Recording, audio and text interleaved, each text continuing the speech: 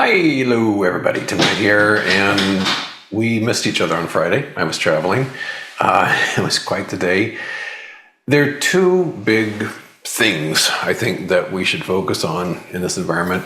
Both of them very psychological. One is the Dow, and one is the Bitcoin.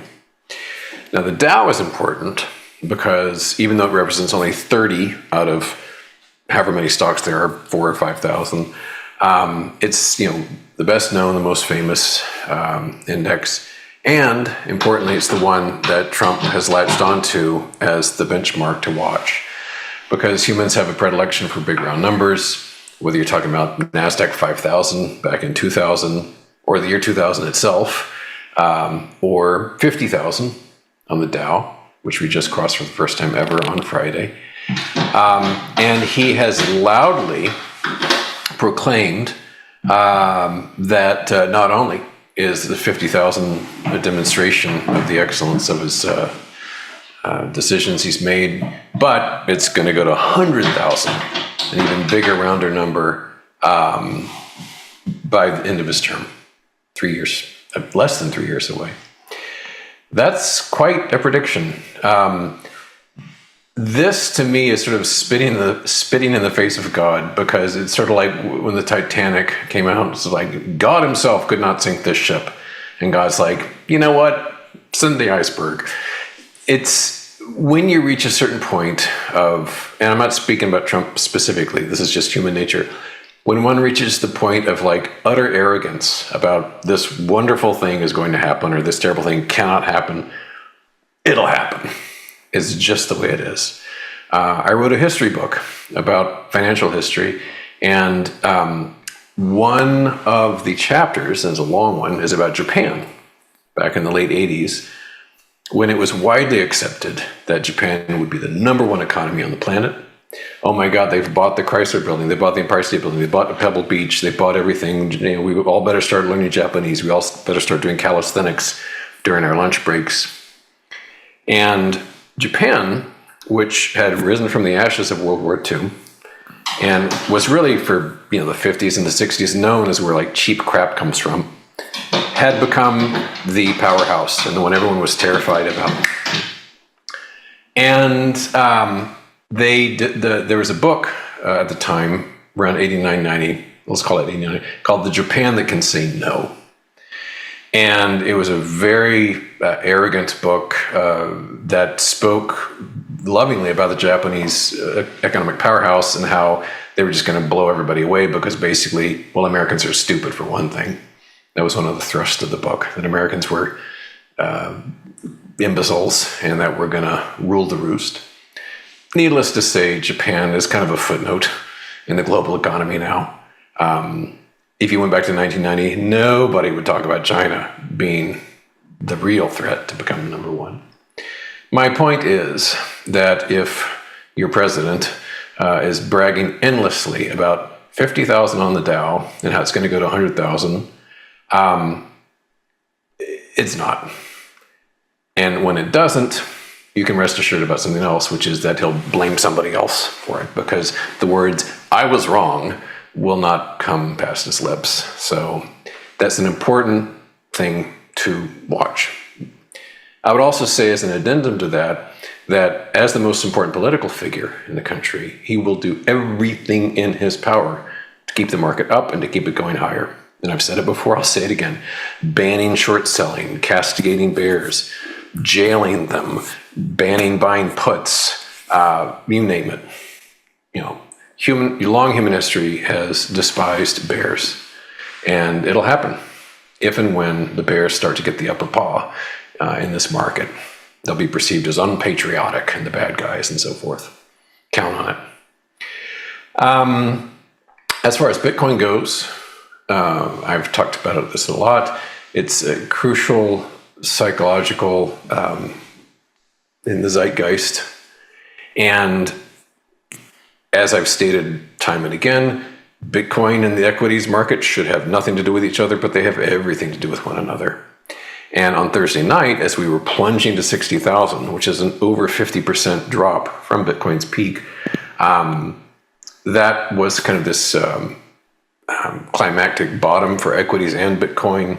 And naturally, you had an historic blast higher on Friday when you and I didn't see one another. Quadruple points gain on the Dow, 50,000 crossed, $10,000 on Bitcoin, and on and on and on. And of course, the crypto crowd is like, we're so back. You're back for a day. I think it is entirely possible, if not probable, that Bitcoin will never see six figures again, let alone the literal 5 million, 25 million, $100 million price prediction that those folks are saying Bitcoin will become. And so keep Trump in mind and the big round numbers, and keep Bitcoin in mind, because those are big floaters out there in terms of what's going to inform what's going on around us. So having said that long preface, let's move swiftly through the charts. Here's the YM, the Dow futures. And as you can see with this enormous green bar on Friday, blasted above resistance, and we are sitting daintily just above it now. A slip under 50,000 would be kind of a big deal. It's a psychologically crucial figure. And if we can get just crazy, a cut below that trend line would be a very, very big deal. But it'll be Biden's fault if that trend line breaks. So keep an eye on 50,000. Very, very important level. As it is now, bulls are absolutely in control of this. It's theirs to lose, as they say. Japan Japan had a snap election, and the current prime minister received a big political boost. And Japanese yen's doing very well. Japanese stock market's doing very well. You can see here on the EWJ, just big blast off higher. As far as Bitcoin goes, it did lose over 50% of its value in a matter of a few months. It bottomed around about 60,000, had an enormous rally, and 73,000, I think, is a little bit of a zone of resistance. It'd be nice if it stayed below that. The really potent resistance is along the lines of around 81,000, and then absolutely like 98,000. I do not think we're going to push back into this zone again. But if we do rally for whatever reason, like if Besant runs around saying God knows what to promote Bitcoin and to push it higher and say that they'll print money to buy it, 81,000-ish would be a very important resistance point. As it is now, I mean, it seems already just kind of stalling out. It's about 70,000 and change, which is where it was on Friday. So just not doing much.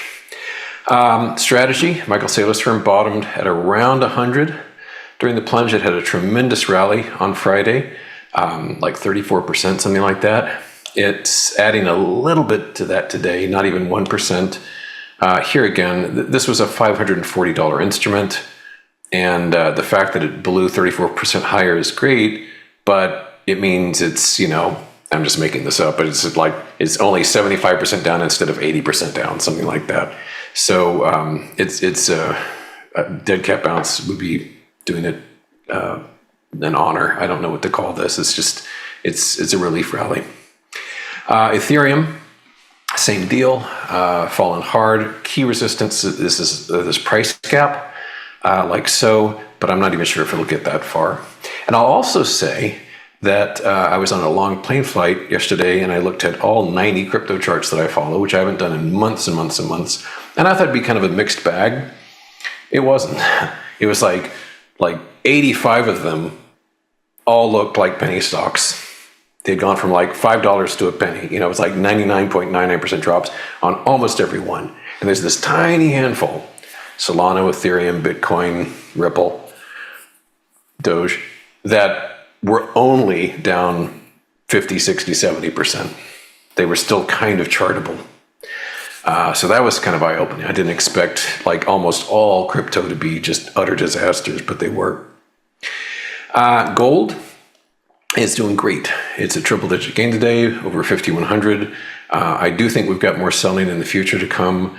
I don't think we're going to see lifetime highs again. Maybe not even this year. It's not guaranteed we're going to blast to 6,000, 7,000, etc. I think we need a nice hardy retrace to set the stage for another good rally. So I'm not participating in precious in either direction these days. The miners are rallying too, but up to a gap. I think the gap represents important resistance on the miners. As far as silver goes, SI, here again, great rally. God bless it. Love my precious metals, but I'm not really mucking around with them right now. I think it's in a very violent state right now. Very, very tough to trade. And the silver miners, SIL, same deal. They're rallying, yes, but we've got a gap that represents important resistance that's coming up toward. NVIDIA is having a strong day. It's up about 2.5%. And it's a bit of a mess as far as the chart goes. I'm out of this. I'm very pleased to report that on Friday morning, I was trimmed quite light. Last week I was up to like almost 200% committed. And what I mean by that is like using every penny of margin I could, et cetera. On Friday morning, I was like down to 80%. And right now I'm like 85. I'm pretty much still there. So Friday wasn't a great day, but it wasn't a wipeout either. It was pretty reasonable. And today's just barely a nick. But I did trim some items that weren't performing that great, NVIDIA being one of them. I got stopped out of AMD earlier today, so I'm going to wait, see if we can maybe rally up to this price gap. I am still in ARM, because the stop is still up where that tinted zone is. I'm also still have June puts on Broadcom, ABGO. All my puts are Junes. I want lots and lots of time on them. And I still think, in spite of the big rally we've seen the past few days, this is a very, very nice prospective topping pattern. We're pushing into the pattern here, which isn't great, but we'll see if it can at least not push above these kind of highs here. We've got lower highs still intact. So as far as SMH in general goes, the semiconductor index, it looks a lot like the S&P, in which we're in the vicinity of lifetime highs, but short term we have been edging down with lower highs over the past couple of weeks. And another item which is looking toppy is the FANGs, FNGS. This rallied big on Friday, even more today. And I'm staying away from this, and more specifically FNGD, which is the triple bearish critter based on this. This may have some more to go, because it was really beaten down hard as of Thursday night. So I'm staying away from that stuff. But the closer we get to this zone, the more likely it is that the bulls have shot their wad. Speaking of wad shooting, here's HIMS, which is getting zapped hard today. This is down about 16%. It was down like 25% earlier. It's been just falling tremendously. It had been a real darling of the market, just higher highs, higher lows, just very dramatic, just this enormous push from like $5 up to almost 70. It's just falling to pieces since then. So big down day on this. I read a post suggesting this is a short back on December 2. I looked at the post that day. I did a short recommendations on 3 stocks: Palantir, HIMS, and another one which of course escapes me. They're all down hard since then, which I'm pleased with because the market's way higher than it was. But yeah, HIMS is down about 60%, 70% from when I suggested it as a short sale. Some other things that are still looking decent on the short side. Terrific day for HAG. This is my biggest short position. Arthur J. Gallagher down, I don't know why, but I'll take it. We're down almost 7% on this. Very nice drop on HAG. Relatedly, another insurance company which is down a little bit, PGR, 0.5%. Talked about this a bunch of times. IBM, even with the Dow at lifetime highs, IBM is pretty much it's down a little bit right now, about 2/3% drop on IBM. We sneaked below this range for a little bit last week, but got back in above it. But hopefully we'll break down from that and prove that as a distribution top. Running out of time here, so I'm picking up the pace. Some other shorts: Lumen, LUMN, approaching that the price gap. Micron, MU, still sticking with this one. We had a nice tumble last week on that, and even SNDK, SanDisk, which has just been a dynamo until recently. This is down today almost 2%. And here's a new one for you, one I'd never stumbled across before, but I really like: CRDO. This is a Credo technology. Beautiful top, beautiful rounded top on that one. So I just bought puts on that a little bit earlier today. I am out of time, so I will safe fairly well. Good to see you again, and I'll be back here tomorrow. Hope you're doing all right. See you Tuesday. Bye-bye.